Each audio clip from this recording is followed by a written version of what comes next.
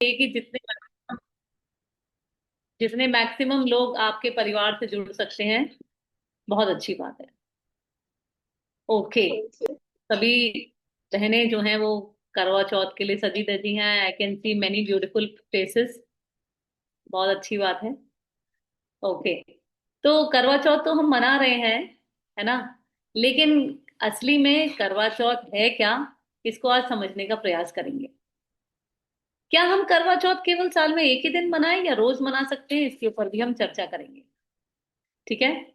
तो सबसे पहले मैं प्रार्थना करना चाहती हूँ। आ, आप करेंगे स्मिता माता जी, शांति पाठ करेंगे आप?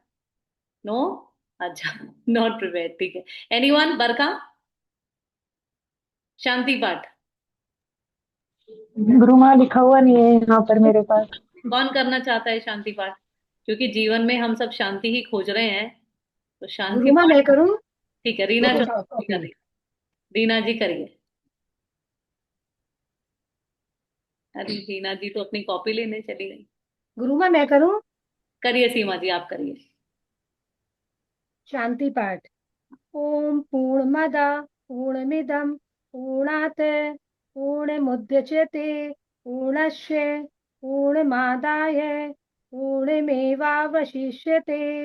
ओम द्योम शांति अंतरिक्ष शांति पृथिवी शांति रापा शांति रोजदया शांति वनस्पतया शांति विश्वदेवा शांति ब्रह्मा शांति सर्वा शांति शांतिरेवा शांति सामा शांतिरेधि।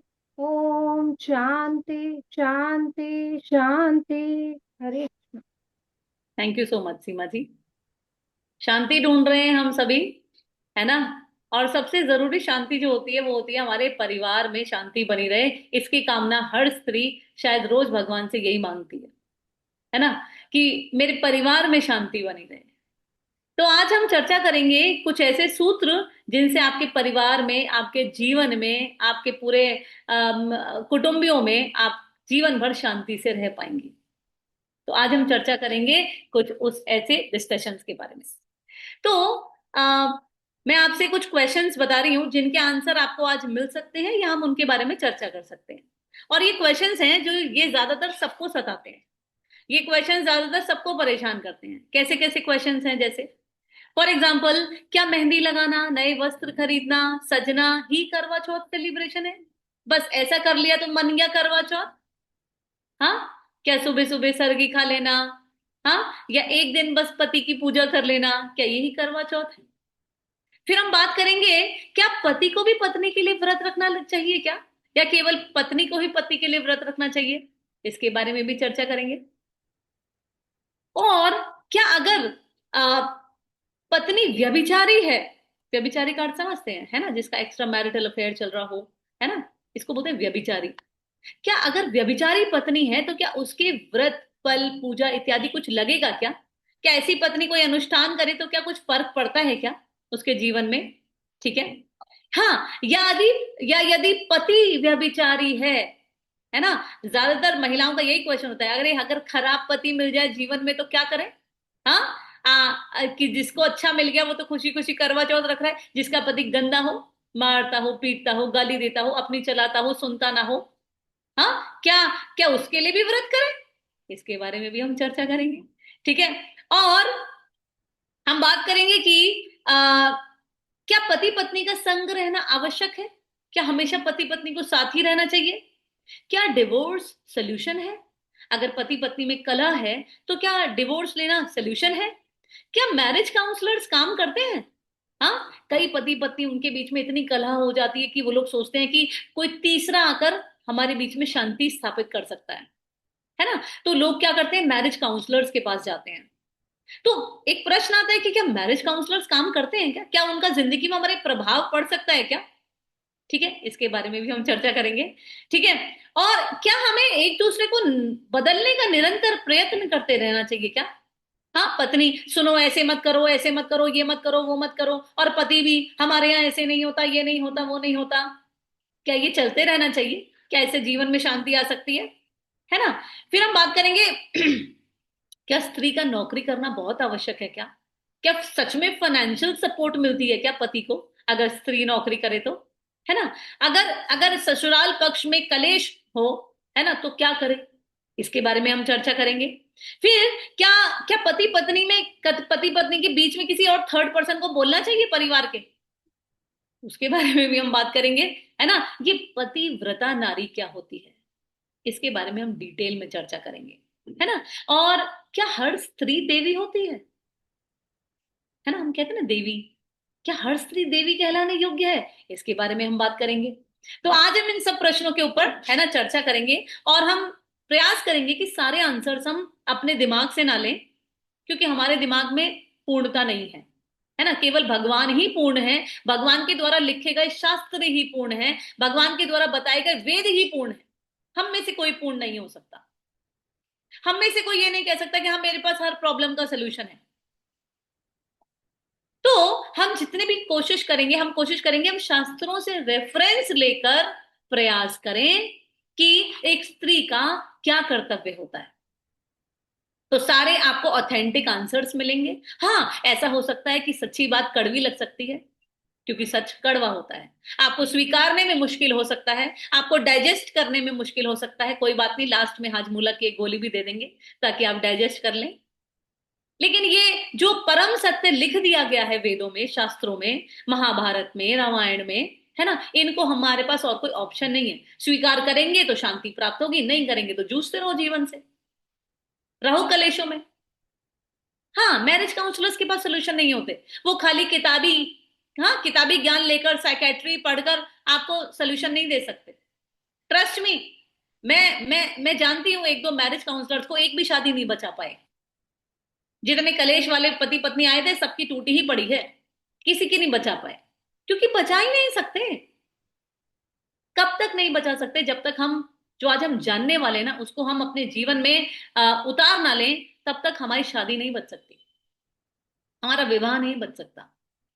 आज हम देखते हैं हर पति पत्नी के बीच में कलेश है, हर पति पत्नी के बीच में कलेश है ना। तो जानते हैं चलिए शास्त्रों से कि हमें क्या करना चाहिए, क्या नहीं करना चाहिए। हम कुछ फीमेल्स का एग्जाम्पल लेंगे, कुछ स्त्रियों का ऐसा एग्जाम्पल लेंगे जो, जिन्होंने मतलब अपने एक ऐसे सेट एग्जाम्पल सेट करे कि we should be following them, है ना। तो सबसे पहले हम बात करते हैं कि भाई पति पत्नी में ज्यादातर झगड़ा क्यों होता है? क्योंकि हम एक दूसरे को समझते नहीं है। अपना पक्ष रख देंगे, दूसरे का पक्ष नहीं रख समझेंगे।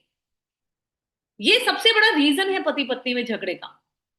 तो हमको क्या करना चाहिए भैया, उसके उसके उसकी जगह आके रख कर देखो अपने आप को। जब आप उसकी माँ को अपशब्द बोल रही हैं तो एक बार रख कर देखिए अपने आप को कि आपकी माँ को आपकी भाभी अपशब्द बोले तो कैसा लगेगा। तब मुस्कुराएंगे क्या? तालियां बजाएंगे क्या? नहीं, गालियां निकलेंगी मुंह से। तो सबसे पहले हमें क्या करना है, अपने आप को अपने पति की जगह रख कर देखना कि मैं इनकी जगह होती तो क्या करती, मुझे कैसा लगता। और इस बात का सबसे बड़ा एग्जाम्पल अगर, है ना, हमारी हिस्ट्री में किसी ने सेट किया है तो वो है गांधारी महारानी। जब उन्हें पता चला कि मेरे होने वाले पति वैसे तो बहुत बलशाली हैं, हाँ, 100 हाथियों का बल था धृतराष्ट्र महाराज में, लेकिन क्या, आंख से अंधे थे। तो गांधारी को लगा कि मैं तो उनकी पीड़ा समझ ही नहीं पाऊंगी, मैं कैसे समझूंगी मेरे पति को क्या तकलीफ है क्या नहीं है। गांधारी ने क्या किया, अपनी आंखों पर पट्टी बांध ली। कुछ फेमिनिस्ट जो है इस बात को स्वीकार नहीं कर पाती। अरे हाँ, पट्टी बांध ली, अरे सहारा बनती, अरे महारानी थी वो, सहारा बनने के लिए करोड़ों नौकर नौकरानी थे वहां पर, चिंता मत करिए। लेकिन उन्होंने केवल अपने पति की वेदना को समझने के लिए ऐसा कार्य कर डाला जो इतिहास में किसी ने नहीं करा। अपने पति के दुख को समझने के लिए उन्होंने क्या करा, अपने आंखों पर पट्टी बांध ली और उनके हर बात को समझा, हर दर्द को समझा, हर फीलिंग को समझा उन्होंने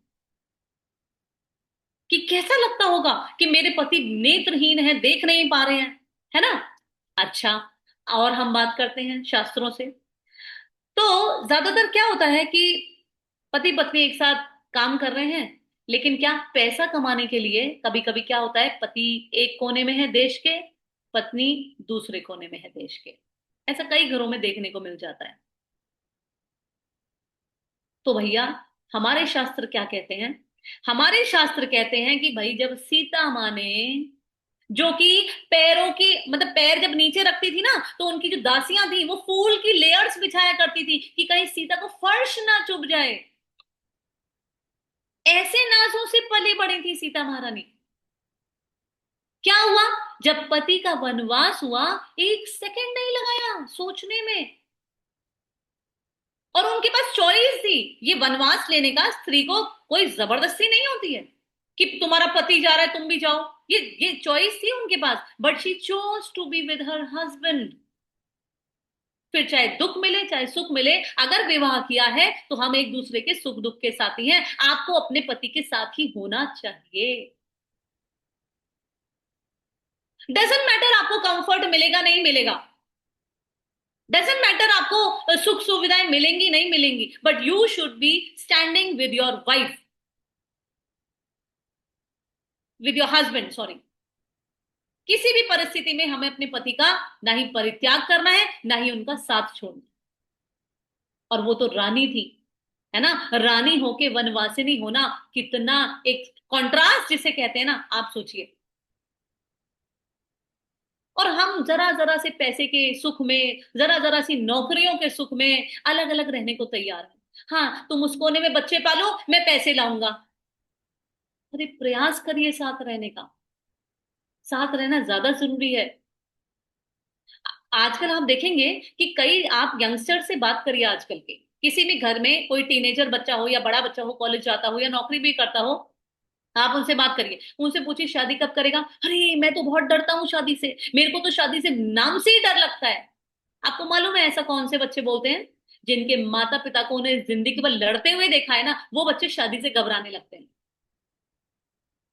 वो बच्चे नहीं तैयार होंगे शादी के लिए। क्यों? क्योंकि उनको लगता है अरे बाप रे कितने कलेश हैं, ये दोनों ही आपस में लड़ते रहते हैं, कलेश मचाते रहते हैं, चीखते चिल्लाते रहते हैं, I can't tolerate all this. तो भैया, अपने माता पिता के रूप में आप अपने बच्चों के लिए एग्जाम्पल सेट करिए, रोल मॉडल बनिए। नहीं बेटा, घबराने की जरूरत नहीं है, देखो तुम्हारे पापा कितने अच्छे हैं, देखो तुम्हारी मम्मी कितनी मेहनत करती है। हम अपनी वैल्यू बच्चों से नहीं बात कर सकते, ए देख बेटा मैं ये करती हूँ मैं वो करती हूँ, नहीं, लेकिन हम अपने पार्टनर की क्वालिटीज अपने बच्चों को रोज गिनवाएं, रोज गिनवाएं, रोज गिनवाएं। देख बेटा तेरे पापा कितनी मेहनत करते हैं, बेटा जाओ पापा के लिए पानी लेकर आओ। पिता बोले बेटा तेरी मम्मी अकेली किचन में है, जा जा हेल्प कर। तभी बच्चे आपका आदर करेंगे। और आदर कोई अपने लिए नहीं ले सकता है, अपने पार्टनर के लिए ले सकता है। अगर आप घर की बहू हैं, आपका कर्तव्य है कि बच्चे को दादा दादी से प्रेम हो। आपका कर्तव्य है ये। आपके चाहे जो भी रिश्ते हो, आपकी चाहे जो भी प्रॉब्लम्स रही हो, लेकिन आप कहिए जा बेटा बाबा के पास बैठ, जा दादी के पास बैठ, उनकी बात सुन, उनसे रोज बात कर, दादा दादी नाना नानी दोनों से। ये एक स्त्री का कर्तव्य है भैया। देखिए सुनिए, सारी दुनिया में और रिश्ते मिल जाएंगे, दादी नानी दूसरी नहीं मिलेंगी। इसलिए अपने कलेशों की वजह से बच्चों को इस सुख से वंचित ना रखें आप। आपकी चाहे जो भी प्रॉब्लम्स रही हो उन्हें साइड में रखिए, बच्चों का अच्छा रिश्ता चलने दीजिए। हम एहसास भी नहीं कर सकते उस सुख को जो एक दादी को अपनी पोती से, अपने पोते से बात करके मिलता होगा, उसकी इच्छाएं पूरी करने से मिलता होगा। हम उसकी कल्पना भी नहीं कर सकते। तो आपको क्या करना है? आपको इस रिश्ते में तो कतई भी इंटरफेयर नहीं करना है। और इनफैक्ट आप ये कोशिश करिए कि बच्चे को दादा दादी नाना नानी का प्रेम मिले, ज्यादा से ज्यादा मिले। ऐसा प्रबंध करिए अपने बच्चे को। जैसे मैं आपको एक बात बताऊं, जैसे मैंने अपनी बेटी को आदत डाली हुई है कि जब भी उसके, वैसे तो वो बात करती है, रोज अपनी दादी से बात करती है ना, लेकिन जब एग्जाम होते हैं ना, खास तौर पे जब उसके एग्जाम होते हैं, मैंने एक इंस्ट्रक्शन दिया हुआ है, बेटा एग्जाम में जाने से पहले अपने दादा दादी नानी नाना बात कर कर जाओ, उनसे आशीर्वाद लेकर जाओ। ये आपको छोटे छोटे स्टेप्स करने पड़ेंगे, वरना आजकल के बच्चे जेन जी जिन्हें कहते हैं खतरनाक जनरेशन है, आपको उन्हें जोड़ना पड़ेगा। और जब भी बच्चे पूरी परिवार से जुड़ते हैं ना, दादी से जुड़ेगा ना, बच्चा पता है क्या भाव रखता है, देखो मेरी मम्मी कितनी चिंता करती है, मेरी मम्मी बहुत अच्छी है। वो अपने आप उसके लिए आपके मन में, उसके मन में आपके लिए रिस्पेक्ट जागृत हो ही जाएगी। जब अच्छा, एक और बात हम करते हैं, हम करवा चौथ आज मना रहे हैं, है ना। और करवा चौथ मनाते वक्त एक बात का हम स्पेशल ध्यान रखें कि एक स्त्री जो होती है, उसका जो शरीर होता है वो केवल और केवल अपने पति के लिए होता है। एक पर पुरुष उसके शरीर को स्पर्श तक ना करे, ऐसा हमको विशेष ध्यान रखना चाहिए हर एक को। चित्तौड़ की रानियों ने, हाँ, जब जौहर किया था, काहे लिए जौहर कर दिया? खूब ऐश से जी सकती थी, खूब मजे में जी सकती थी। पति पति मारे गए मुसलमानों की वजह से तो क्या हुआ? वो तो ऐश से जी सकती थी, बहुत संपत्ति मिलती है उन्हें तो। नहीं, मगर वो, उनको अपने शरीर, उनको मालूम था कि मेरा शरीर केवल मेरे पति के लिए है, और कोई और मुझे स्पर्श तक ना करे, किसी की छाया भी मेरे ऊपर ना पड़े। इसलिए उन्होंने क्या किया? उन्होंने जौहर कर लिया। ये आज भी हम हिस्ट्री में उनको याद करते हैं, उनको पढ़ते हैं। क्यों? क्योंकि उनकी इज्जत उनके लिए सर्वोपरि थी। तो हमको भी विशेष रूप से ये ध्यान रखना चाहिए कि we should be for our husbands only, not for anyone else. कई बार क्या होता है ना, आपको ऐसे कई रिलेशन मिलेंगे, बहुत मजाक करेंगे आपसे, है ना। ऐसे नहीं अलाउ करना है। Do not participate. बिल्कुल उनका भागीदारी मत बनिए ऐसे मजाक का, या कोई आपके कंधे पे हाथ रख ले। बिल्कुल कोशिश करिए कि होए ना। हो गया है एक बार तो 36 का आंकड़ा बना लीजिए उनसे। इससे क्या होगा? इससे आपकी जो सैंक्टिटी है ना, आपके मन में पवित्रता है ना, वो बनी रहेगी। क्योंकि एक बार पवित्रता भंग होती है ना, फिर उसका स्तर नीचे ही गिरता है, ऊपर नहीं उठता फिर। इसलिए maintain this also, this is celebrating करवा चौथ डेली। तो अगर हम और बात करें तो एक एक पत्नी को खास तौर पे अपने पति की दुर्बलताओं और उसकी त्रुटियों को कभी उजागर नहीं करना चाहिए। एक अच्छी पत्नी कभी ऐसा नहीं करती। अरे तुम्हारे घर वालों ने मेरे लिए किया ही क्या है, हाँ, तुम्हारे तो माँ ऐसी है, हाँ, तुम्हारी तो बहनें ऐसी हैं। बिल्कुल नहीं। आपको क्या करना है? एक बहुत सुंदर बात में, एक बहुत सुंदर प्रवचन सुन रही थी एक दिन। तो उसमें महाराज जी बोल रहे थे कि शेर की पत्नी को क्या बोलते हैं? शेरनी। हाँ। राजा की पत्नी को क्या बोलते हैं? रानी। हाँ। नौकर की पत्नी चाहे कुछ भी होए, कहेगी, कहलाएगी नौकरानी, है ना। और नारायण की पत्नी होती है लक्ष्मी जी। अगर लक्ष्मी का दर्जा चाहिए ना, तो लक्ष्मी जी सदैव अपने पति की चरण सेवा करती हैं, सदैव चूकती नहीं है उससे। खाली करवा चौथ के दिन चरण स्पर्श करने से कुछ नहीं होगा रे बाबा। हाँ, अपने पति की नित्य सेवनी बनिए। डेली सेवा करनी चाहिए आपको, सेवा भाव होना चाहिए। सारे काम एक तरफ, पति की सेवा एक तरफ। हाँ, आज जो पति क्लास अटेंड कर रहे हैं बहुत खुश होंगे, आज तो मजा ही आ गया। अरे ऐसी क्लासेस तो करवा चौथ पे क्या, हाँ, रोज रोज होनी चाहिए। हमारे घर में तो बहुत शांति हो जाए अगर ऐसी क्लासेस रोज हो तो, है ना।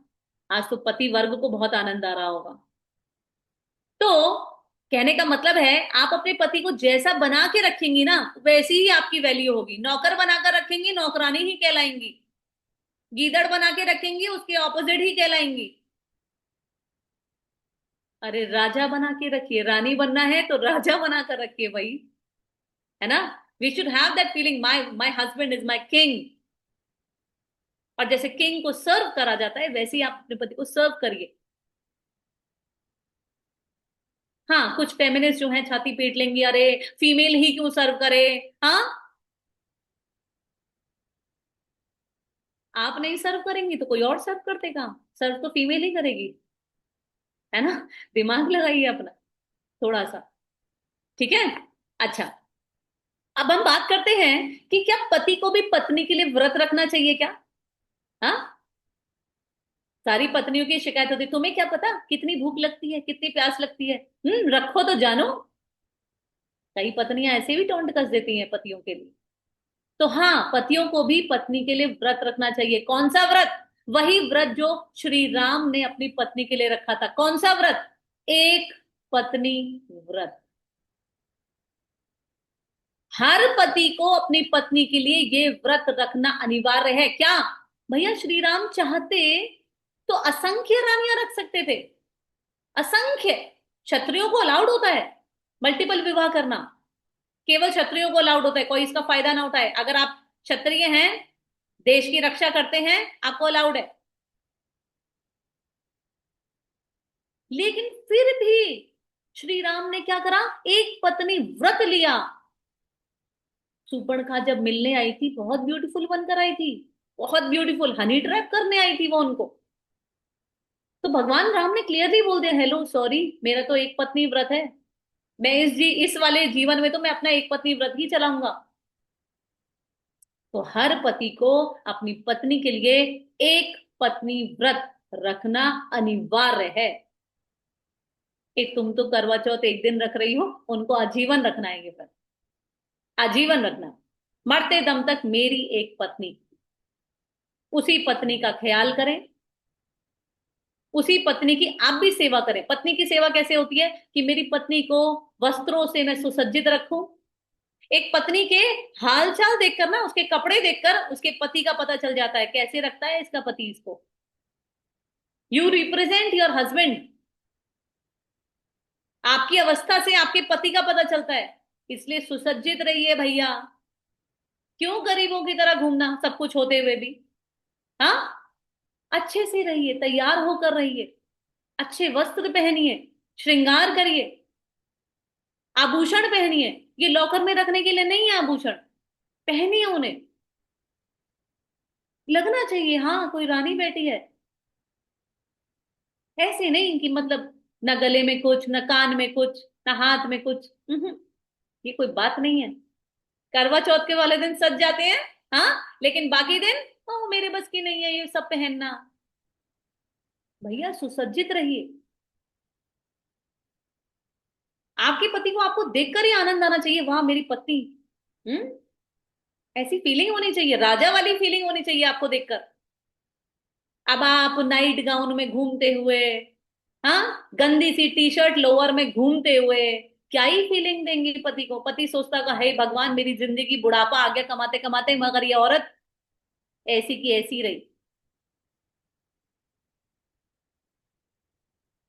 हाँ, स्त्रियां बहुत खुश होंगी, बोल रही होंगी हाँ आज ही लॉकर से मैं निकाल कर लाऊंगी अपने आभूषण, अब मैं पहनूंगी रोज। क्लास में बताया गया है, हाँ पहनिए भाई, बिल्कुल पहनिए। तो आगे हम बात करते हैं कि आ, अगर हम बात करें तो देखिए, अगर हम अपने अपने पति पत्नी के रिश्ते को इंप्रूव करना चाहते हैं ना, अगर उसे सुंदर बनाना चाहते हैं, तो एक ही मंत्र है, एक मंत्र है और वो 100% काम करता है। क्या? त्याग। क्या होता है त्याग? अपने बारे में ना सोचना, अपने पार्टनर के बारे में सोचना, ये होता है त्याग। जब पत्नी काम कर रही हो किचन में, पति जाए लाओ मैं तुम्हारी हेल्प करता हूं, तुम थक गई होगी, पति को भी सेम भाव होना चाहिए पत्नी के लिए कि लाओ मैं तुम्हारी कुछ हेल्प करती हूँ, लाओ। मैं तो आता हूँ, मेरे प्रभु जी आते हैं ना ऑफिस से, मैं तो सॉक्स उतार देती हूँ उनके अपने हाथ से, हाँ, बैग पकड़ लेती हूँ तुरंत, लाइए लाइए आप थक गए होंगे। ये करना चाहिए आपको भी। Celebrate Karwa Chauth daily, why only one day. और ये व्रत जो है ना, जब आप उपवास करें तो भगवान से एक प्रार्थना करिए बस। हम मांगते हैं क्या, मेरे पति की लंबी उम्र हो।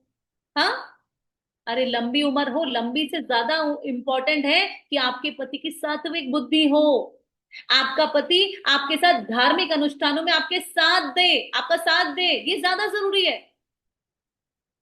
उम्र तो उतनी ही रहेगी भैया जितनी लिखवा कर लाए थे, उतनी रहेगी, लेकिन वो सुंदर बन सकती है वो उम्र, वो आयु, वो जो काल है वो बहुत सुंदर बन सकता है। कब? जब पति पत्नी दोनों एक साथ, एक ही मन से भक्ति के कार्य करें, तभी सुंदर बनती है।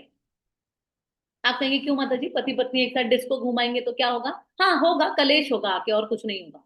क्योंकि तामसिक जगह गए हैं तो तमोगुण में, तमोगुण ही ज्यादा बढ़ाकर आएंगे। तमोगुण का क्या लक्षण होता है? कलेश, है ना, और क्या कहते हैं, गुस्सा करना, क्रोध करना, काम वासना, ये सब भुगतेंगे फिर आप।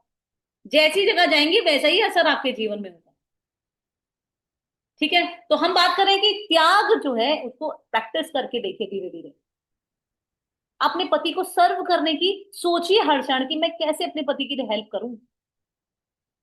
अब हम बात करते हैं कि हर पत्नी को नौकरी करनी जरूरी है। है ना। तो देखिए मैं आपको एक बात बताती हूँ।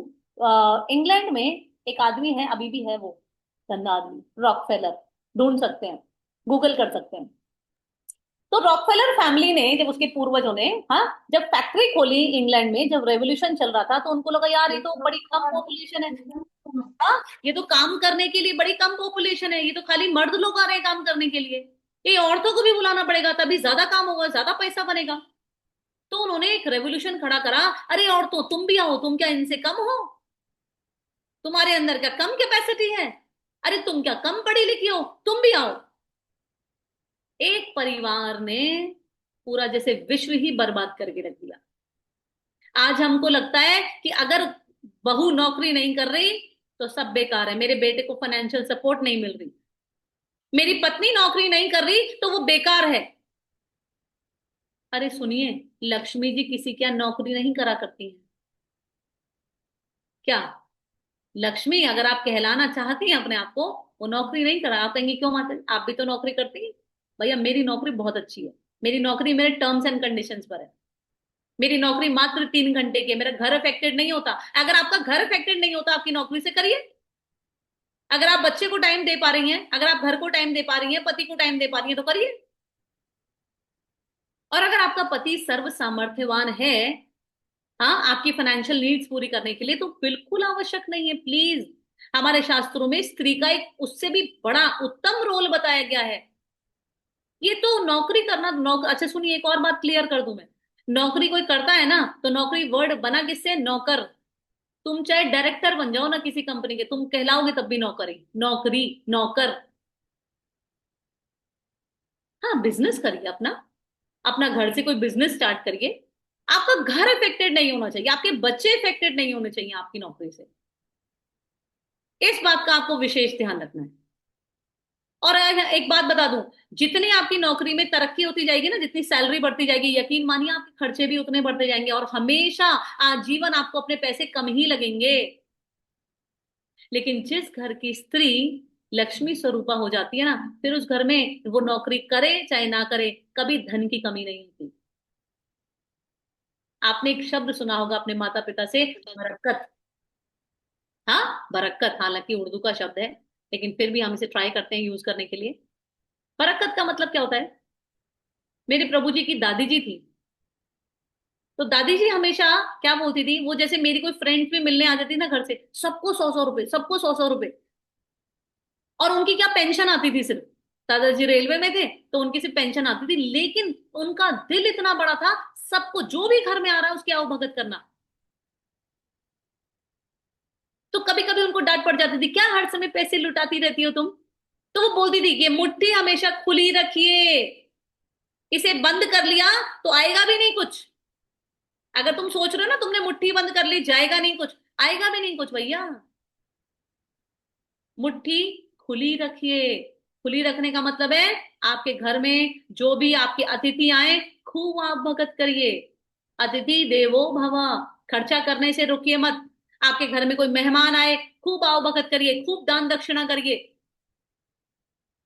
अगर आप ऐसा करने लगेंगी, यकीन मानिए कभी कमी नहीं होगी किसी चीज की, बढ़ेगा ही बढ़ेगा, सब अक्षय हो जाएगा।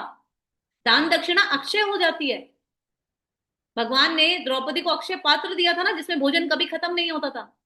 ऐसे ही दान दक्षिणा अक्षय हो जाती है, कोई हमेशा बढ़ती रहती है। कंजूसी मत करा करिए कोई घर से आए तो, चाहे आपके ससुराल पक्ष से आए चाहे कहीं से भी आए, बिल्कुल कंजूसी करने की जरूरत नहीं है। और हर स्त्री ना बहुत समझदार होती है, पति जितने पैसे देता है ना उसमें से भी वो बचा लेती है बहुत कुछ। करिए, उसे इस्तेमाल करिए, कहां तक बचा के रखेंगे? अभी नोटबंदी हो गई फिर हाय तौबा मचेगी, हाय मेरे तो नोट बेकार हो गए। मुट्ठी खुली रखिए। कहना क्या चाहती हूँ, बस अपनी मुट्ठी खुली रखिए। स्त्री में वो शक्ति है कि मुट्ठी खुली रखकर भी वो सदैव भरी रहेगी, है ना। तो अब अभी बात आती है कि अगर पति बहुत खराब हो, शराबी कबाबी हो, बाहर चक्कर अफेयर चल रहे हो, क्या ऐसे पति के लिए भी व्रत रखना चाहिए? क्या ऐसे पति के लिए भी कोई पत्नी पतिव्रता हो सकती है क्या? क्या होना चाहिए पतिव्रता? तो भाई शास्त्रों से सीधा एग्जाम्पल आपको दे रही हूं, है ना। पहला एग्जाम्पल दे रही हूं मंदोदरी का। मंदोदरी थी रावण की पत्नी। रावण कौन था? राक्षस। हाँ। हाँ, एक और बात बता दूं, आप कहेंगे रावण राक्षस कैसे हो गया, वो तो ब्राह्मण था। अब सुनिए, इसके पीछे भी बहुत बड़ा राज है।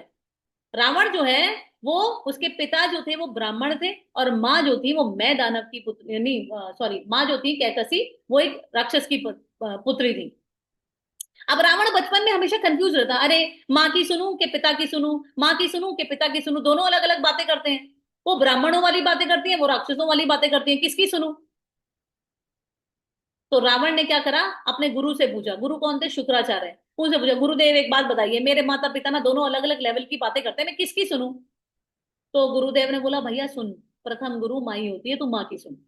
बस माँ की सुनने के चक्कर में रावण रावण बन गया। पिता की सुनता तो ब्राह्मण बन जाता। मैं ये बात क्यों बता रही हूं कि एक माँ का उसके बच्चे की परवरिश के ऊपर बहुत गहरा असर होता है। बच्चा सीधा सीधा माँ की रिफ्लेक्शन होता है, पिता की नहीं होता। ऐसे बहुत सारे एग्जाम्पल है हमारे शास्त्रों में। माँ ने जो किया उसका असर बच्चे पे हुआ। कई महिलाएं सोचती हैं, अरे इसके पापा जलाते तो हैं जोत, मेरे को जलाने की क्या जरूरत है? अरे नहीं भैया, बच्चा कुछ नहीं करेगा। पिता को कॉपी नहीं करता है बच्चा, माँ को ही कॉपी करता है।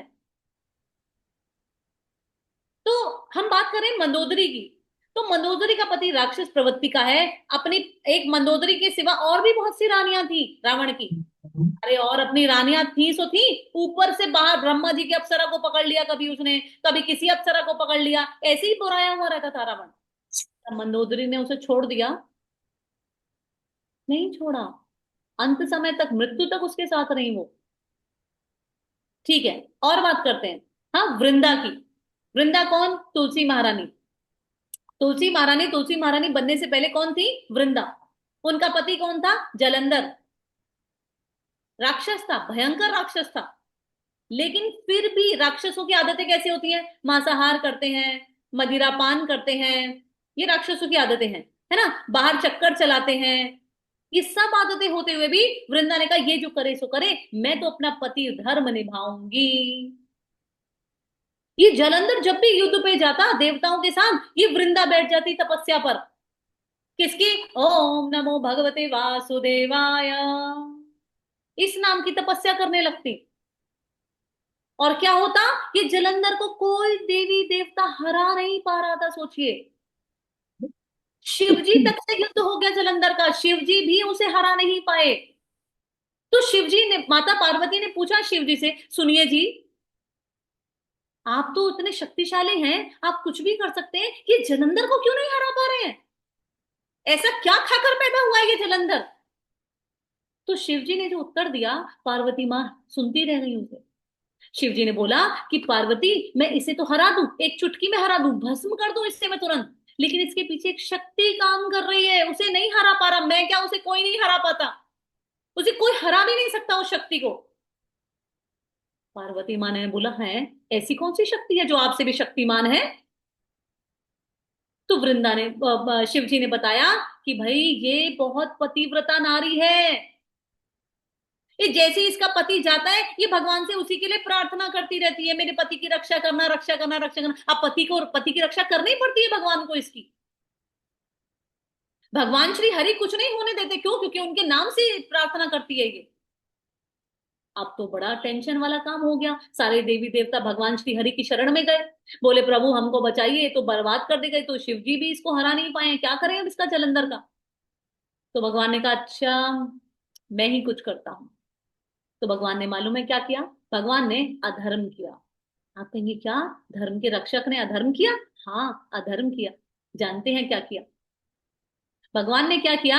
भगवान जब जलंधर युद्ध पर गया हुआ था, देवी देवताओं को त्राहिमाम कर रहा था, मार रहा था, मतलब कुचल रहा था, उनकी उनकी नगरियां छीन रहा था। तो भगवान ने क्या किया? भगवान जलंधर का रूप लेकर उसके महल में चले गए, वृंदा के सामने चले गए। वृंदा ने देखा, हाँ मेरा पति आ गया, और उसने क्या किया? उनका आलिंगन कर लिया। अब जैसे ही कोई स्त्री पर पुरुष का आलिंगन कर दे, सबसे पहले उसका पतिव्रत धर्म नष्ट हो जाता है, खत्म हो जाता है, बर्बाद हो जाता है।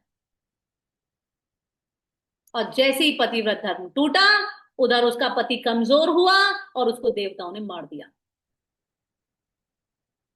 आप सोचिए, अगर आप गहराई से इस कहानी के बारे में सोचेंगे तो आप हक्का बक्का रह जाएंगे कि एक पतिव्रत धर्म में कितनी शक्ति होती है।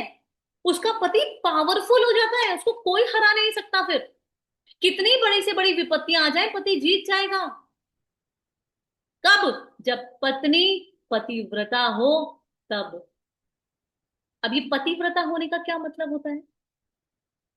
कि पतिव्रता होने का मतलब होता है कि जब आप केवल और केवल अपने पति को समर्पित हो, प्लस आप बिल्कुल वेदानुसार, शास्त्रों के अनुसार अपने पति की सेवा कर रही हो, उसे कहते हैं पतिव्रत धर्म। इतनी पावर इस एक धर्म में, इस एक व्रत में, पतिव्रत व्रत में, कि भैया शिव जी तक जलंधर को नहीं मार पाए। तो अगर आप अपने पति को पावरफुल बनाना चाहती हैं, हाँ, तो भैया आपको पतिव्रत धर्म का पालन करना पड़ेगा। वरना वो ऐसे ही घूमता रहेगा, हारा सा, थका सा, टूटा हुआ सा, ऐसे ही घूमता रहेगा। वरना वो शक्ति बनी है अपने पति की। आपके पति आपके दम पर जिए, ऐसी शक्ति बनी है। आगे हम बात करते हैं कि अभी तो हमने बात कर ली बहुत सारी ऐसी, है ना। अभी पत्नी की इच्छाएं पूरी करना, ये होता है पतिव्रत धर्म। जो पत्नी चाहे वो पूरा करे। आप कहीं गलत बात चाहे तो, हाँ, गलत बात भी कई बार पूरी करनी पड़ती है। अब मैं आपको इसका शास्त्रों से एग्जांपल देती हूँ, ठीक है। आ, कश्यप मुनि थे, है ना, जो जिन्होंने उनको हिरण्यकश्यप और हिरण्याक्ष को जन्म दिया था, है ना। तो वो जो माता दिति थी, है ना, उनको उन्होंने कहा कि मुझे अभी संध्या वक्त हो रखा है, मुझे अभी संतान उत्पत्ति करनी है, अभी, अभी के अभी। तो उनके पति ने बोला, भाई संध्या काल है, क्या बात कर रही हो, शिव जी अपने भूत गणों के साथ इस वक्त निकल रहे होते हैं, बच्चे भी भूत पिशाच जैसे पैदा होंगे। तो नहीं, मैं नहीं मानती, मेरे को तो अभी के अभी संतान उत्पत्ति करनी है, अभी। मेरे को नहीं फर्क पड़ता, मेरी इच्छा पूरी करो। भैया मुनिवर ने भगवान से क्षमा मांगी, बहुत क्षमा मांगी। हे प्रभु, आपकी ही लीला है ये, वरना मेरी पत्नी इतनी बुद्धिहीन वाली बातें नहीं कर सकती। आप ही कोई लीला करना चाह रहे हैं। अब आप मुझे क्षमा करें, मुझे इसकी इच्छा पूरी करनी पड़ेगी। इच्छा पूरी करी, और क्या पैदा हुआ? भयंकर हिरण्याक्ष और हिरण्यकश्यप।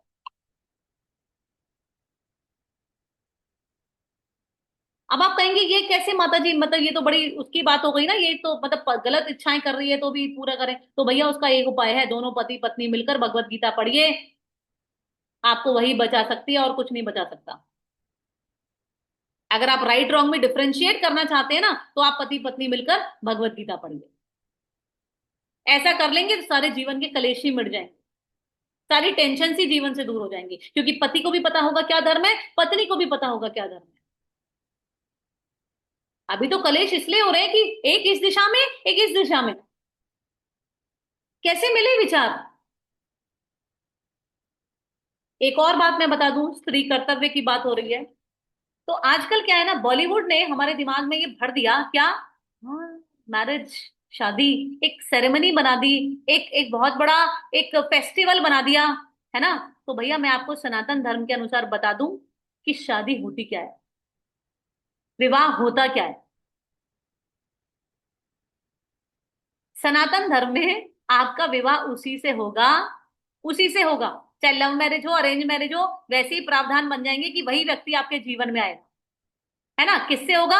जिसका आपके साथ बहुत स्ट्रॉन्ग कर्मा बैलेंस है, कर्म संबंध बचा हुआ है पिछले जन्म का, वही आपका पति या पत्नी रूप में आएगा आपके कर्म पूरे करने के लिए।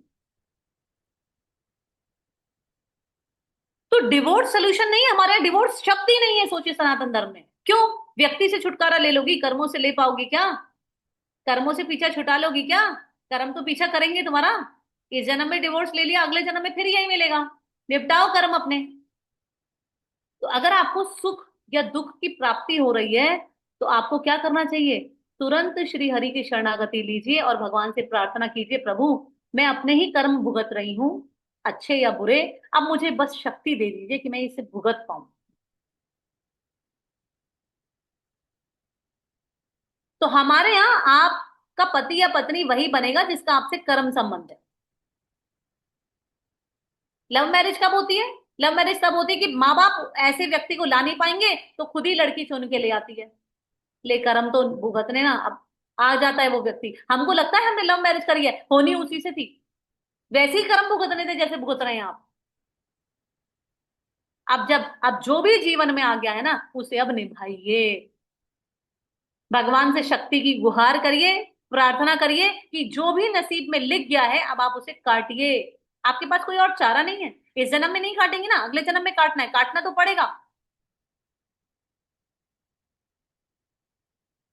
जब भीष्म पितामह तीरों की शैया पर लेटे हुए थे तो उन्होंने बोला, हे केशव, मुझसे ऐसा कौन सा अपराध हुआ जो मैं तीरों की शैया पे लेटा हूं? तो भगवान ने कहा कि जरा देखिए, अपने जरा पूर्व जन्म देखिए, जरा क्या कांड करे हैं आपने। तो उन्होंने बोला, केशव, मैं 100 जन्म अभी तक स्कैन कर चुका हूं, मुझे कोई ऐसा पाप नहीं दिखा जो मुझे ऐसी तीरों की शैया पे लेटना पड़ रहा है। अच्छा, भगवान हम सबके पूर्व को सबको जानते हैं, सारी जीवात्माओं को अच्छे से जानते हैं भगवान। भगवान ने बोला कि ऐसा करिए भीष्म पितामह, जरा 101वां खंगालिए। जब भीष्म पितामह ने 101वें जन्म, 101 पुराने जन्म की स्कैनिंग करी तो उन्हें पता चला कि वो जंगल में आखेट के लिए गए हुए थे और उन्होंने देखा कि जंगल में आग लग गई है और वहां एक सांप पड़ा हुआ है। तो भीष्म पितामह ने क्या करा कि उस सांप को बचाने के लिए, हाँ, उसको अपने भाले से उठाया और ऐसे फेंक दिया। और उन्होंने ध्यान नहीं दिया कि वो कहाँ गिर रहा है।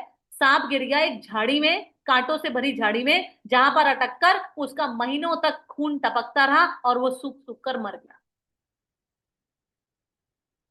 भीष्म पितामह बोले, ओ, ये था जिसकी वजह से मैं तीरों की शैया पे पड़ा हूं, मेरे मेरे एक एक रोम छिद्र से खून निकल रहा है जिसकी वजह से।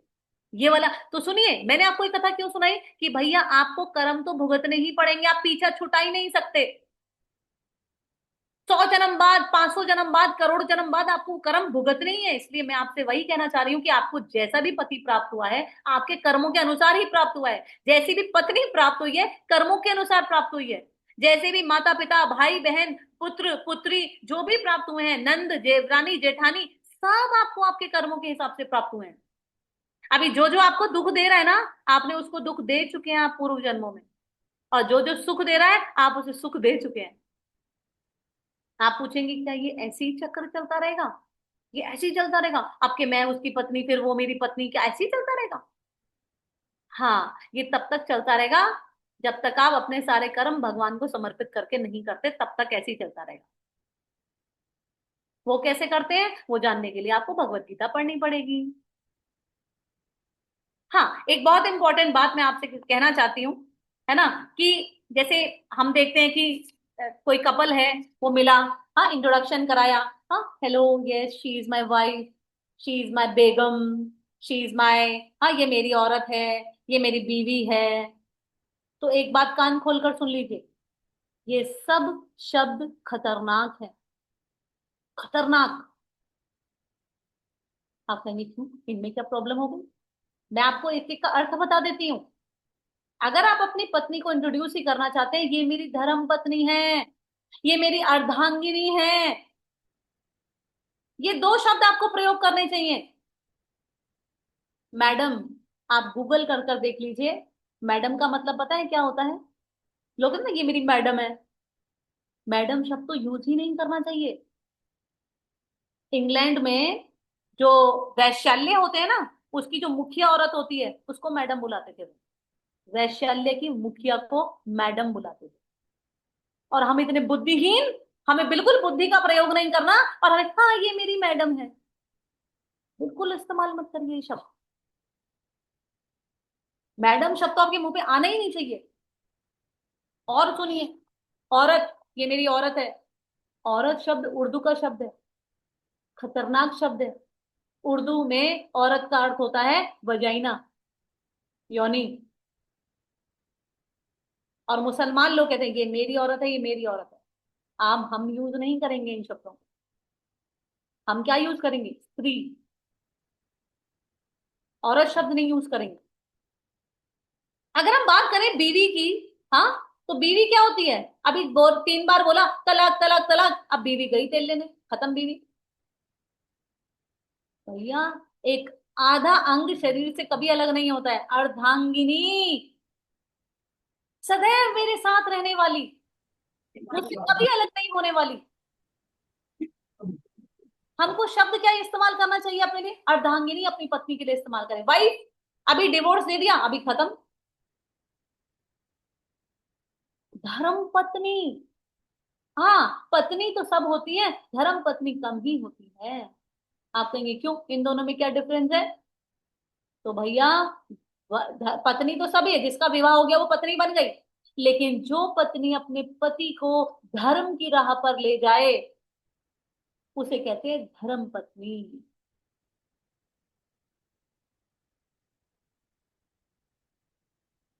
तो इसलिए मंथन करिए। करवा चौथ हम मना रहे हैं, लेकिन हमें एक एक पत्नी होने का कर्तव्य भी मालूम होना चाहिए, है ना।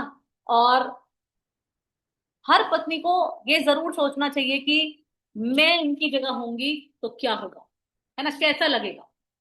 कभी भी हमें अपने ससुराल पक्ष में किसी को भी उल्टा सीधा नहीं बोलना चाहिए।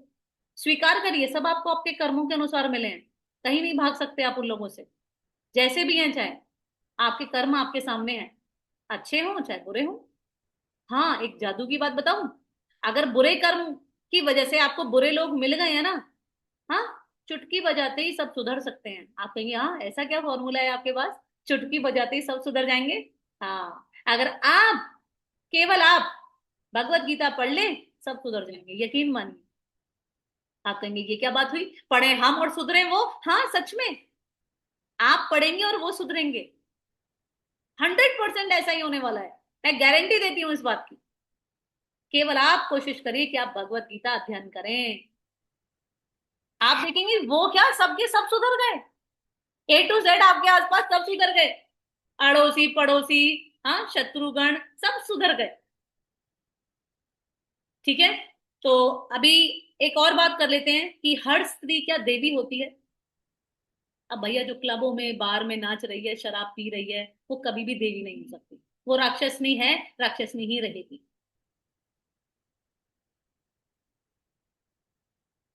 देवी होती है जब आप धर्म का पालन करती हैं, जब आप तपस्विनी होती हैं, तब आप देवी कहलाने योग्य होती हैं। सीता माँ देवी थी, तपस्या करी उन्होंने अपने पति के साथ, दुख में छोड़ के भागी नहीं उन्हें, साथ खड़ी रही।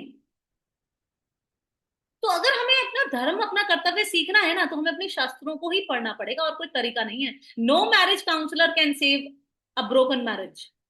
कोई मैरिज काउंसलर नहीं कर सकता, बचा ही नहीं सकता शादी को। अब स्त्री होने का आपका एक बहुत इंपॉर्टेंट कर्तव्य आ जाता है, क्या? कि आप घर की स्त्री हैं, मुखिया हैं, आपको ध्यान रखना चाहिए कि आपके घर में सात्विकता बढ़े। आपके घर में आप जिस चीज को ज्यादा बढ़ाएंगी, उसका असर आपके पूरे परिवार पे होगा। आप लाइए, नॉनवेज खिलाइए, हाँ, देखिए कैसे तांडव मचेगा। तांडव मचेगा, तांडव, संभाल नहीं पाएंगी आप उसे। मदिरा पान करिए बैठ के पति के साथ, ऐसे कलेश होंगे, संभाल नहीं पाएंगी। वही पति जिसके साथ आप बैठकर आज ड्रिंक करने की कोशिश करें, वही गाली देगा एक दिन आपको, अरे तू तो शराबी है, तेरे से क्या बात करनी। अपना चरित्र संभाल कर रखिए। रेस्पेक्ट चाहिए तो रेस्पेक्ट वाले काम करने पड़ेंगे। दामोदर महीना चल रहा है, कार्तिक का महीना चल रहा है। एक बात कहकर मैं क्लास एंड करना चाहूंगी, फिर आप क्वेश्चंस पूछ सकते हैं। बहुत इंपॉर्टेंट बात है, दामोदर लीला। दामोदर लीला में क्या हुआ था? माँ यशोदा जो है भगवान को उखल से बांधती है ना, क्यों? क्योंकि उन्होंने शैतानी की होती है, उन्होंने मटकियां तोड़ दी होती हैं, और इस तरीके से तो माँ यशोदा कहती है आज मैं तुझे छोड़ूंगी नहीं, आज मैं तुझे बांध के रहूंगी। अब माँ यशोदा कोशिश कर रही है, कोशिश कर रही है, खैर जैसे तैसे उन्होंने बांधा। उसके बाद वो बांधकर अंदर चली गई अपने घर के कार्य करने के लिए। उसके बाद भगवान को एक लीला करनी थी।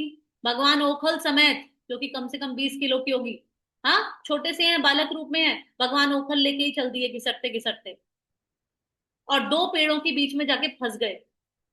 और जब ओखल ने उन दोनों पेड़ों को टच करा, अचानक से वो दोनों पेड़ देवता बन गए, और भगवान को कोटि कोटि धन्यवाद करने लगे, उनकी स्तुतियां गाने लगे, थैंक यू बोलने लगे, और फिर वो गायब हो गए। कौन थे ये लोग, कहाँ से आए थे? हाँ, ये दो देवता जो थे वो थे नलकुबेर और मणिग्रीव, फाइनेंस मिनिस्टर के बेटे थे कुबेर जी के। तो इनको बहुत अहंकार था, मेरे बाप के पास बहुत पैसा है। तो क्या कर रहे थे, गंगा जी में नंगे नहा रहे थे अप्सराओं के साथ। नारद मुनि वहां से निकले, नारद मुनि को देख के अप्सराओं ने तो ऐसे छुपा लिया अपने आप को, ये चौड़ में खड़े हैं क्या, हमारे बाप को नहीं जानते, तुम जानते नहीं हो मेरा बाप कौन है। नारद मुनि कहा, "ए, तेरे को नंगा रहने का बहुत शौक है तेरे को नंगे रहने का बहुत शौक है, जा तू पेड़ बन जा, तुम दोनों पेड़ बन जाओ।" क्यों सुनाई मैंने आपको ये कथा? जिन स्त्रियों को नंगा रहने का शौक होता है, कम कपड़े पहनने का शौक होता है, डीप ब्लाउज पहनने का शौक होता है, तो भैया अगले जन्म में पेड़ फूड़ बन जाएंगे, खड़े रहिएगा नंगे, कोई डिस्टर्ब करने नहीं आएगा, कोई कपड़े पहनाने नहीं आएगा आपको। चरित्र निर्माण करिए अपना। आप जब बड़े बड़ी फीमेल पावर्स को देखेंगी ना, आप देखेंगी they are well dressed, they are covered up, वो बॉडी शो नहीं कर रही होती हैं। ये निम्न सोच है कि अब बॉडी शो करती क्यों है कोई स्त्री, सब मुझे देखें, मेरी तरफ अट्रैक्ट हो, यही तो भैया अपने पति के लिए करना है तो घर में करो ना, बाहर क्यों कर रही हो, बाहर क्यों अट्रैक्ट करना चाह रही हो सबको। यही मंशा होती है, लोग मेरी तरफ देखें, जिनके पति उनको नहीं पूछते ना, वो सोचते हैं बाहर तो कोई देख ले मुझे, तो कम कपड़े पहन की कोशिश करती हैं। मेरी बात कुछ लोगों को कड़वी लग सकती है, लगे सो लगे, सच कड़वा होता है, सच कड़वा होता है। अपनी बेटियों को, अपने घर की स्त्रियों को वेल ड्रेस्ड रखिए। आप कारण ना बने किसी की कामुकता को जागृत करने का। क्लियर है? कोई क्वेश्चंस, कोई डाउट्स आप पूछ सकते हैं। Yes, any questions, any doubts, या आप अपनी अनुभूति शेयर कर सकते हैं कि आपने क्या सीखा, क्या समझा। एंड यस, अलका जी, हरे कृष्णा। बहुत ही अच्छा सेशन था दी। शब्दों में बयान करना मतलब बिल्कुल असंभव है। चीजें बहुत सारी हम जानते हैं जो आपने बताई है, मतलब कि डायरेक्टली इनडायरेक्टली शायद हम सबको ज्ञान होगा इन सभी चीजों का, लेकिन आपने जितने मतलब इम्प्रेसिव में वे में और जितना समझा के बताया है, और जो चीजें कहीं हम भूल चुके थे, अपने मन में दबा चुके थे, और आजकल के वातावरण के अनुसार हमको लगता था कि इन चीजों का आजकल के टाइम में महत्व नहीं है। जैसे आपने कहा कि हस्बैंड को इतना हाई लेवल पे हमको रखना है, मतलब उनके इतना ज्यादा उनका आदर करना है, उनका सत्कार करना है। तो वो जो आजकल के समाज में इक्वलिटी, और वो कहीं ना कहीं हम मिडिल एज वालों पे भी दिमाग में कहीं ना कहीं ये चीजें होता है ना, क्योंकि संस्कार हमारे वो थे, लेकिन एक वातावरण के इफेक्ट से वो कहीं ना कहीं हमारे भी दबे होंगे। तो वो चीजें, वो भावनाएं, मतलब वो फिर से लगता है कि नहीं, वो जो चीजें आपने कही है वो हमको करनी चाहिए, और वो बिल्कुल सही है। तो और ये करवा चौथ, मतलब आपने जो बोला कि नहीं आज नहीं, वो हमको डेली बनाना है। रियली मतलब बहुत ही अच्छा सेशन था। ये करवा चौथ हमको याद रहेगा हमेशा जिंदगी भर इस चीज के लिए। बहुत बहुत ही अच्छा अनुभव। और मुझे लगता है आपके इस सेशन से हमारी जिंदगी गीता के माध्यम से तो जो चेंज हो रही थी वो हो ही रही थी, लेकिन जो पारिवारिक और हमारा आपसी जो चीजें हैं फैमिली में, वो 100% हमारी बढ़ेंगी, अच्छी होंगी, 100% अच्छी होंगी। बहुत अच्छा सेशन था। आपने आज के दिन को मतलब बहुत ही अच्छा बना दिया। थैंक यू, थैंक यू दी, थैंक यू। हरे कृष्ण माता जी। रीना हरे मैम, कृष्ण माता। रीना मैम, हाँ हाँ हाँ, राधे राधे। राधे आई राधे। हाँ, बहुत ही आप अच्छा, बहुत अच्छा था सेशन। और मैं सिर्फ एक ही बात बोलना चाहती हूँ, मैं काफी पक्की सनातनी हूँ। और मैंने अपनी मदर को भी कभी नहीं देखा, और मैंने अपनी दादी को भी कभी मेहंदी लगाते हुए नहीं देखा। तो ये मेरा एक बड़ा ही मतलब इम्पोर्टेंट क्वेश्चन मैं मानती हूँ पूछने के लिए, कि वो लोग सिर्फ आलता लगाते थे, तो वो मेहंदी नहीं लगाते थे कभी भी। एक्चुअली शायद मेरा ख्याल है शादियों में भी वो मेहंदी नहीं होती थी। और क्या कहते हैं, करवा चौथ पे तो वो बिल्कुल ही नहीं करते थे, वो लोग आलता ही लगाते थे। इवन मेरी मदर वो आलता लगाती थी। तो मैं तो यही ट्रेडिशन आज भी फॉलो करती हूँ कि मैं हाथ और पैर पे आलता लगाती हूँ। तो आपका क्या कहना होगा इस पे, ये मेहंदी का जो ये कल्चर या रिचुअल चल गया है, ये मैं जानना चाहती हूँ कि ये सनातनी रीति रिवाज में कहाँ पे होल्ड करता है ये? बिल्कुल, मैंने खुद ही आलता लगाया है। और मेहंदी जो है वो हमारे भारतवर्ष की है ही नहीं, नहीं। हमारे सनातन धर्म का हिस्सा ही नहीं है कभी भी। एग्जैक्टली ये एग्जैक्टली। थोपी गई है मुगलों के द्वारा। हम्म। तो हमको बहुत अच्छा ये आपने मैम कंसर्न रेज करा कि मेहंदी सच में हमको लगानी नहीं चाहिए। We should return back to our original आलता। यही है महावत, यही है असली। आप जितने भी देवियों की आप विग्रह देखेंगे, स्वरूप देखेंगे, आपको मेहंदी नहीं दिखेगी, अल्ता। आपको आलता ही दिखेगा। यस। तो ये शुभ होता है। Mehndi just an art. उसका आपके किसी कल्चर से, सात्विकता से कोई लेना देना नहीं है। सही। बिल्कुल सही, बिल्कुल सही। Yes, absolutely right. अभी ये बहुत चल भी रहा है ना कि मेहंदी भी अगर आप लगा रहे हैं तो मुस्लिम से मत लगाइए, तो ये तो बड़ा डिफिकल्ट हो जाता है। एक्चुअली वो हमारा कल्चर है ही नहीं बिल्कुल। मेहंदी लगाना। तो अब और आजकल तो तरह तरह के टेंशन और चल रही हैं कि मेहंदी में इतने केमिकल्स हैं, इतने केमिकल्स हैं कि इतना कैंसर कॉजिंग हो गई है वो कि बचना बहुत मुश्किल है उससे। तो भाई let us return back to our आलता, है ना। और सुंदरता भी इसी में ही है ना। आप कितने ही वो आर्ट है, इससे ज्यादा और कुछ नहीं है। Mehndi is just an art. This is sine of आलता। ये किस चीज का साइन है? ये स्त्रीत्व का साइन है। ये आपके क्या कहते हैं, पतिव्रत का साइन है ये। तो आपने बहुत ही सुंदर कंसर्न रेज करा मैम, थैंक यू। और आप क्लास में हैं इसके लिए कोटि कोटि धन्यवाद। आप बस मुझे आशीर्वाद देने के लिए आती हैं, है ना, मेरा अदरवाइज। इस मेरा क्लास सौभाग्य, मेरा मेरा मेरा को सौभाग्य है एक्चुअली ये तो मेरा, मैं हूँ मैं तो हमेशा यही सोचती हूँ कि मुझे आपसे कितना मिल रहा है। ठीक है, कभी शायद मैंने दिया होगा, लेकिन आज की तारीख में मुझे आपसे बहुत ज्ञान मिलता है, और भागवत की ओर अग्रसर मैं सिर्फ इसीलिए हूँ। धन्यवाद। राधे राधे। मैम मेरी स्कूल में टीचर रही हैं इंग्लिश की।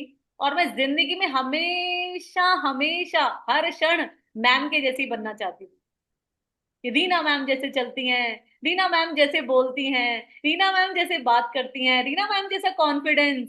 हमारी चर्चा का विषय ही गर्ल्स में, मैं गर्ल्स स्कूल से पढ़ी हूँ और मैम वहां पर पढ़ाती थी, और यही विषय रहता था। रीना मैम को देखो, रीना मैम को देखो। She is an exalted teacher. और मैं हमेशा, मैं आज बोलती हूँ मैम मैं आपकी परछाई हूँ, छोटी सी, है ना। यू आर द ओरिजिनल स्वरूप और मैं सिर्फ आपकी परछाई हूँ। परछाई भी बन गई, ये भी बहुत बड़ी बात है मेरे लिए, उपलब्धि है। और मैम इतनी इतनी स्वीट है, इतनी मतलब मैं क्या ही बोलूं, इतनी उदार हैं। वो मेरी क्लास में आ जाती हैं, मेरे को आशीर्वाद देने के लिए आती है, मुझे मालूम है ना। But I am very lucky to be still associated with her. Thank you so much ma'am. Niti माता जी, मैं कुछ कहना चाहूंगी। Reena ma'am, Rani. Very good morning to you, very good afternoon to you. पहली बार मैंने इतने सालों में रीना मैम को हिंदी में बात करते हुए सुना है। I am so happy to see you, so surprise. मतलब Reena ma'am, seriously after so many years, more than, I guess, more than 25 years, this is really amazing. This is really amazing. Good Thank you, morning thank you that so you much. attended the class. Very nice. Thank you so much. हाँ कल्पना माता जी बोलिए, आप बोलिए पहले, हाँ unmute करके बोलिए। ये क्लास दोबारा सुनी जा सकती है क्या किसी माध्यम से? आपको सुननी है दोबारा? हाँ, मेरे को सुनिए, जरूर सुनवानी चाहिए जिसने नहीं सुनी है। अच्छा। आज सुनी जा सकती आपस है। में हाँ क्या फर्क है, एक जैसे है सब हाँ। है, वही तुम करते हो वही हम करते हैं, तो उसमें क्या फर्क पड़ गया। लेकिन ये जो आपने बताया है पतिव्रत धर्म वगैरह, हमने तो खूब पढ़ा है, सुना है, लेकिन बच्चों को, आजकल के बच्चों को इसका ज्ञान नहीं है।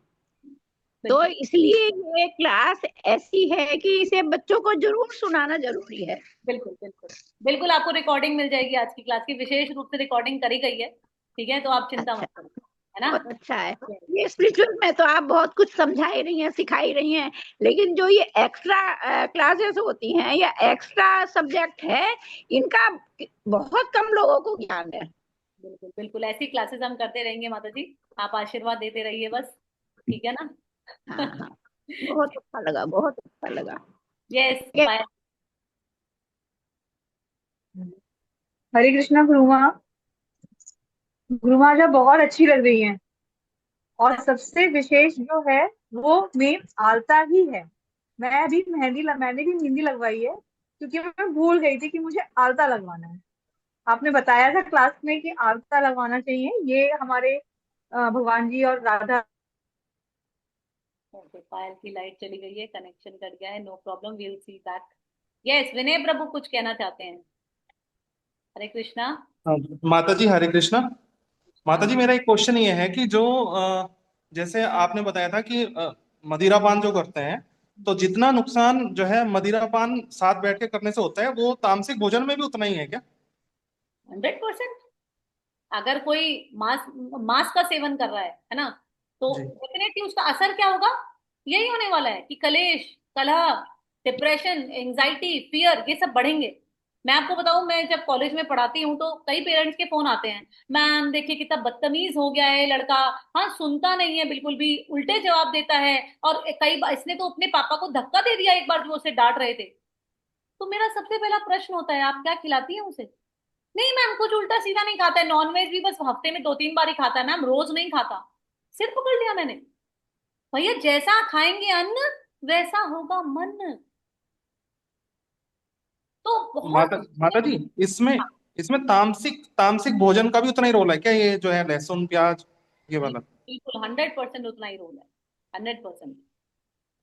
ठीक है विनय प्रभु, तो हमें कोशिश करनी चाहिए, अगर हम हमारे प्रॉब्लम पता है क्या है, हम जी तो रहे होते हैं तामसिक तरीके से, और एक्सपेक्टेशन होती है सात्विक। मेरा पति मेरी रेस्पेक्ट करे, मेरी वाइफ मेरी रेस्पेक्ट करे। हाँ, एक्सपेक्टेशन ऐसी है, कहाँ से फुलफिल हो जाएंगी? इतना गैप जो है। और ये कौन सा गैप है? ये सब इसी चीज का गैप है कि जैसे आप तमोगुण में जी रहे हैं, सतोगुण की कल्पना कर रहे हैं, मिल ही नहीं सकते, दोनों दोनों और छोर हैं, एक इस तरफ एक इस तरफ, है ना? तो ठीक प्रयास ठीक है करना माता चाहिए जी। दोनों पति पत्नी को। अगर आपकी पत्नी आपसे कह रही है कि सोनिया जी कल से प्याज लहसुन नहीं आएगी घर में, कल से अंडे नहीं बनेंगे, हाँ कल से कोई मांस नहीं खाएगा, तो उसको सपोर्ट करिए। हाँ तुम बिल्कुल ठीक कह रही हो, है ना? तो हमें प्रयास ठीक है करना माता जी। चाहिए। यस। हरे कृष्णा माता जी। यस पुष्पा जी। हरे कृष्णा माता जी। माता जी मैं आपसे ये पूछना चाह रही, जैसे करवा चौथ का व्रत है, पहले से तो हमें ज्ञान नहीं था, वरना हम लोग शायद ये नहीं रखते, वट सावित्री रखते। लेकिन अब हमने रख लिया है, तो किस तरह से रखें? क्योंकि आप जानती हैं कि हमारे भगवान सिर्फ कृष्ण है, तो ये करवा माता की पूजा ये जो करना है, ये थोड़ा अजीब सा लगता है, मतलब मन गवाही सा नहीं देता कि इनको करनी चाहिए। तो ये बता दीजिए प्लीज कि व्रत को कैसे करें। देखिए मैं एक बात आपको क्लियर बता दूं कि करवा चौथ हमारे शास्त्रों का व्रत नहीं है ना। ये जी माता जी। हमारे शास्त्रों में आपको मिलेगा नहीं, आपका हमारे शास्त्रों में मिलेगा आपको वट सावित्री का व्रत, है ना, जो कि जी करवा जी। चौथ जैसा ही होता है ना। पर कोई बात नहीं, हम्म। अभी क्या समाज के प्रेशर में आके, हाँ चलिए, पति की स्वास्थ्य के लिए, पति की खुशी के लिए आपने व्रत करा है, तो आप बस भगवान श्री हरि से यही प्रार्थना करिए, हे प्रभु मेरे पति जो है वो सात्विकता की ओर बढ़े, है ना, हमारा दाम्पत्य जीवन खुशहाल हो, है ना, हमारे घर में सात्विकता बढ़े, मेरे बच्चे सात्विक बने, है ना, हमें ये ऐसी प्रार्थना करते हुए व्रत रखना चाहिए। माता जी जैसे करवा माता की वो कैलेंडर लाते हैं ना, वो मैं नहीं लाई, क्योंकि मुझे लगता है कि बात नहीं, आप अगर वही प्रार्थना हम कृष्ण से करें तो कैसा रहेगा? भगवान कर लीजिए, कोई दिक्कत नहीं है ना, कोई दिक्कत या नहीं है। कंपलसरी है वो सब करना भी, अगर जैसा चला आप है? भगवत गीता पढ़ रही हैं पुष्पा जी, जी। आप तो जानती हैं, है ना, सब श्री हरि के एक्सपेंशन हैं, तो कोई बात नहीं, आप भगवान कृष्ण इसका में। कोई दोष इसका कोई दोष नहीं है मतलब। ठीक तो है। चांद की पूजा माता जी। हाँ तो भगवान बता रहे हैं ना भगवत गीता में, मैं ही चांद हूँ, तो भगवान कृष्ण को देखकर करेगा पूजा, कोई दिक्कत नहीं है। ठीक है। जी माता जी। बस हाँ। थोड़ा सा वहम सा हो रहा था मन में कि आपसे बस यही क्वेश्चन मेरा था कि किस तरह से हमने, बाकी तो आपने इतना डिटेल से बताया कि मतलब अंदर से आंसू से आ गए कि आपने कैसे आंखें खोल दी है सबकी। लेकिन बस यही हो रहा था कि अब व्रत को कैसे किया जाए आगे ना। आप इसी भाव से। थैंक यू माता जी, आपने बहुत अच्छा मतलब क्लास लिया, मतलब सबकी आंखें खोल दी, मतलब बंद आंखों से अंदर से सोचते कर नहीं पा रहे ना, अब हम कर पाएंगे वो चीज जो आप बता रही हैं, मालूम होते हुए भी नहीं करते ना।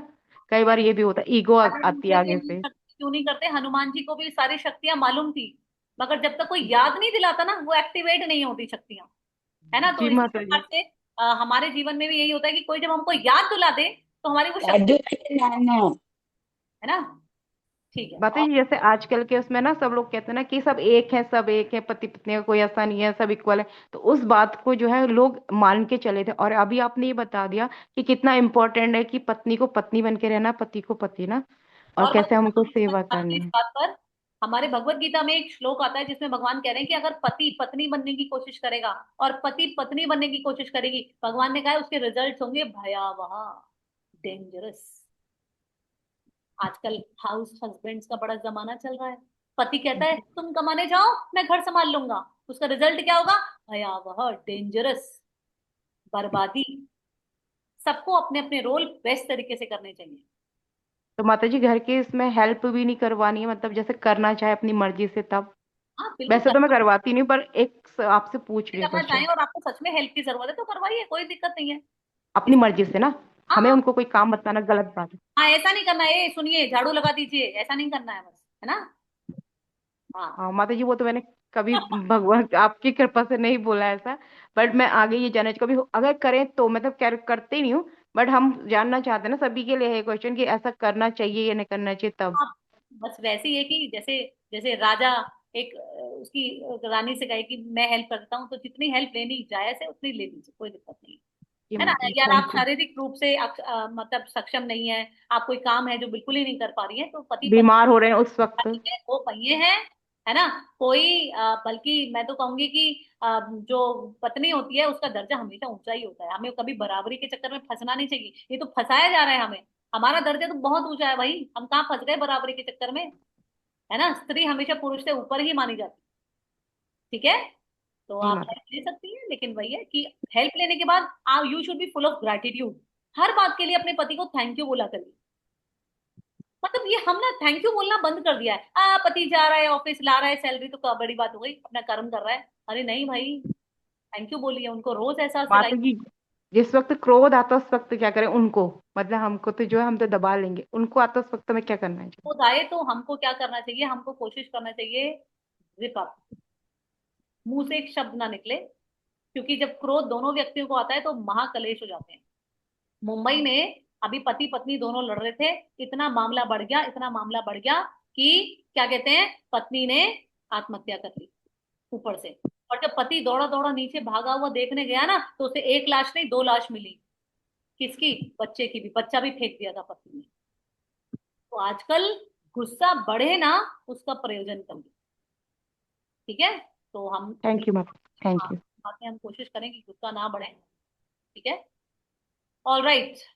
तो चलिए, बहुत अच्छा लगा माता जी प्लीज, क्लास अटेंड करी। प्लीज माता जी एक बात और बोली।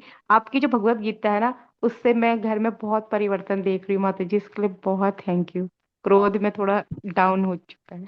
बहुत अच्छी बात है, भगवत गीता का। थैंक यू माता जी, मतलब आज तो मैं बता भी नहीं सक रही, इतना मतलब गला भर की, मतलब बड़ा मुश्किल लगता था कैसे इनके क्रोध को काबू किया जाए। कुछ नहीं करना पड़ा, मतलब अपने आप जो हो रहा भगवान नजर ना लगे, बस आप ये कृपा करिएगा कि ये बस क्रोध और शांत हो जाए। नजर ना लगे के ऊपर एक बहुत इंपॉर्टेंट बात कहनी है माता जी। पति का जी। जन्मदिन हो तो व्हाट्सएप पे और फेसबुक पे और इंस्टाग्राम पे विश करने की जरूरत नहीं है, पति आपके साथ घर में है, घर में ही विश कर दीजिए, है ना। ये दुनिया को बताने के लिए ड्रामेबाजी करने की जरूरत नहीं है, हैप्पी बर्थडे टू यू पति देव। क्यों भाई, पति देव घर में नहीं है क्या? बाहर रहते हैं क्या? आप क्या करेंगे, मैं आपको एक बहुत क्लियर कट फंडा बता दूं। आप जिस भी चीज का, चाहे वो रिलेशनशिप हो, चाहे वो सुंदरता हो, ज्ञान हो, आप जिस भी चीज का प्रदर्शन करने की कोशिश करेंगी ना, वो तहस नहस होनी तय है उसका। तहस नहस होना तय है उसका। क्यों? क्योंकि जब आप किसी चीज का प्रदर्शन कर रहे होते ना, आपके अंदर आ जाता है अहंकार, और अहंकार ही इकलौती चीज है जो भगवान श्री हरि को कतई पसंद नहीं है। मतलब रत्ती भर भी पसंद नहीं है उन्हें। फिर वो लग जाते हैं, फिर प्रकृति लग जाती है हमारा अहंकार तोड़ने के लिए। अच्छा, बहुत नाज आ रहे हैं। हाँ, और ऐसे कलेश होंगे पति पत्नी में, अगले ही क्षण फिर आप रो रहे होंगे, हाँ ये मैंने तो कल ही फोटो लगाया था इनके साथ, आज ही कलेश हो गए, है ना। तो हमें क्या करना है, पति पत्नी के प्रेम को प्रदर्शित नहीं करना, किसी के सामने दिखाइए मत, लारा लप्पा दूसरों के सामने मत करिए, है ना। तो इस बात का हम सब स्त्रियां विशेष ध्यान रखें, प्रदर्शन नहीं होना चाहिए प्रेम का। हाँ, जब हनुमान जी अंगूठी लेकर आए ना भगवान राम के पास, तो राम जी एक बात कहते हैं कि मेरे और सीता के प्रेम का तत्व ना केवल सीता ही जानती है, ऐसे और कोई जान ही नहीं सकता। तो आपका पति आपको कितना प्रेम करता है, आपकी पत्नी आपको कितना प्रेम करती है, ये सिर्फ आपको ही पता होना चाहिए, दूसरे को नहीं पता होना चाहिए। इस बात का विशेष ध्यान रखें आप, बिल्कुल प्रदर्शन के चक्कर में ना फंसे। ठीक है। यस, प्रेम सैनी जी। माता जी, जो अभी जो क्लास हुई है इसकी रिकॉर्डिंग कैसे मिल पाएगी? आज हमारी क्लास छूट गई, मैं ऑफिस में था, थोड़ा लेट से ज्वाइन किया मैंने। मती जी को सुनवानी है, मिल नहीं जाएगी। नहीं, वो तो ज्वाइन है, वो तो ज्वाइन है, ऑलरेडी ज्वाइन है, मुझे सुनना है। बहुत अच्छी बात है। तो आप कौन से ग्रुप के साथ एसोसिएटेड हैं प्रभु जी? बीजी, बीजी करके है, BG5? जो शाम को। नहीं नहीं, बीजी शाम 5 नहीं, हाँ, शाम को जो शाम को 6:30 बजे होती है गीता 6:30 माता बजे। जी रचना की। माता जी की। रचना रचना माता माता जी। जी। रचना माता आपको जी मिल की जो जाएगी क्लास। रिकॉर्डिंग, आप चिंता मत करिए प्रभु जी, मिल जाएगी। ठीक है। हाँ, ठीक है। चलिए भाई, सभी का दिन बहुत शुभ हो। मेरी कुछ मित्र थी, मुझसे बोल रही थी, अरे आज भगवत गीता की क्लास मत लो, तुम सुबह से कुछ खाए पिए नहीं हो तो तुमको प्यास लगेगी, तुमको ये हो जाएगा वो हो जाएगा। कुछ नहीं। जिसको एकादशी का व्रत रखने की आदत होती है वो वैसे ही शक्तिमान बन जाता है ना। तो ये सब ड्रामेबाजी नहीं कि हाय मैं बोलूं नहीं, मैं सो जाऊं। ये व्रत ऐसे नहीं होते हैं कि आप सोए पड़े हैं, 3-3 घंटे सोने में बिता दिए। ये कोई तरीका नहीं है उपवास करने का, है ना। तो सारी भगवत गीता की क्लास भी हुई सुबह 5 बजे, अब भी हुई, एक 8 बजे क्लास होती है वो भी हुई, सब हुई, सब होना चाहिए। कुछ रुकना नहीं चाहिए, सब भगवान कृपा से हो रहा है ना, तो रुके क्यों भाई। ठीक है। चलिए, सभी का दिन बहुत शुभ हो। और वे कहाँ गई? बहुत बहुत शुभकामनाएं। और हम ये क्लास एंड करते हैं अभी। हरे कृष्ण। वंदे कृपा सिंधुभ्यश्च पतितनां पावनेभ्यो वैष्णवेभ्यो नमो नमः। अनंत कोटि हेलो वृंद की जय, भगवत गीता की जय। हेलो आप सभी को हेलो। हरे हरे कृष्ण। कृष्ण। हरे कृष्णा माता हरे जी। कृष्ण। हरे हरे कृष्ण गुरु माँ।